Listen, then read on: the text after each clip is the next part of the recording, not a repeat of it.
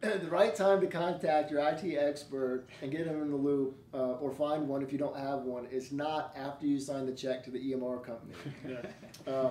And it's particularly not a week before the training is supposed to begin on your EMR.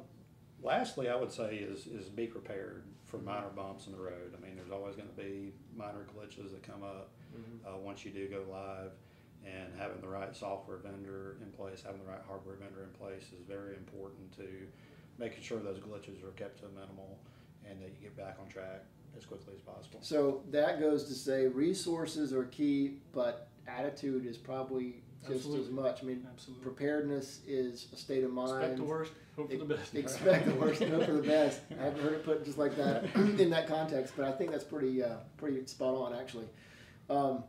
Because you're right, this is a big project.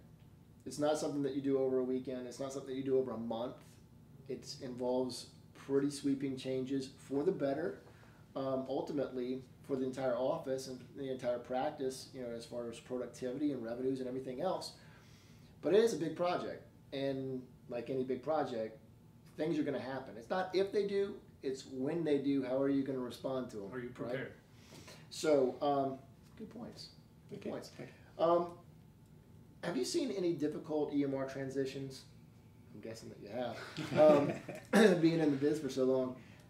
And do you have any particular stories you can say, oh yeah, well there was this one train wreck and here's what happened, and you know, it could have been avoided if they had just done this? Well, to kind of revert back to what we were just talking about, being prepared is something, like you said, being in the business for so long. We've been in the business 15 plus more years.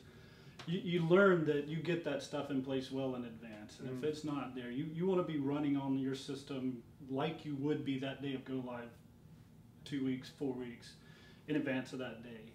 We've had internet connections go down for our ESP customers that they have to have that internet connection in order to run their software, and it'll go up and down. Because that's a hosted solution, right? Yeah, absolutely, absolutely. Now, if that had been in place a little bit earlier, this was kind of a rushed implementation, which, like we were talking about, rushed implementation. Absolutely. Yeah, and so we didn't really have time to test that, and you're dead in the water without that. If we had time, you know, we could have put a redundant internet connection in there and had a failover for that connection so that they wouldn't have lost connectivity. The best thing you can do is plan, be organized, and then have people in place who are able to react to problems that do arise. See, I thought Kevin was going to say plan, plan, plan, and then the rest of the list. But I think, you know, that's a good point. And, you know, we didn't talk about hosted solution much today, but that's definitely a consideration because there's a lot of benefits in hosted solution, and you have to decide whether that makes sense for your practice and if it's the software model that fits for you and the software package that fits for you.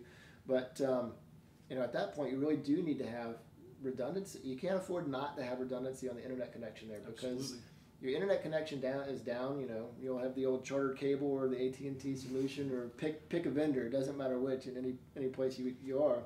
Hosted solution. Everything depends on that one connection. You know, Billy Joe in the backhoe somewhere in town is digging a new pool, and he cuts through the fiber. You know, it can impact your practice and whether you have the information to handle your patient load. And once they're down, I mean, that's a business critical piece of software. So the whole practice comes to almost a screeching halt once that connection's cut. So, like Hardie was saying, redundancy. There you go.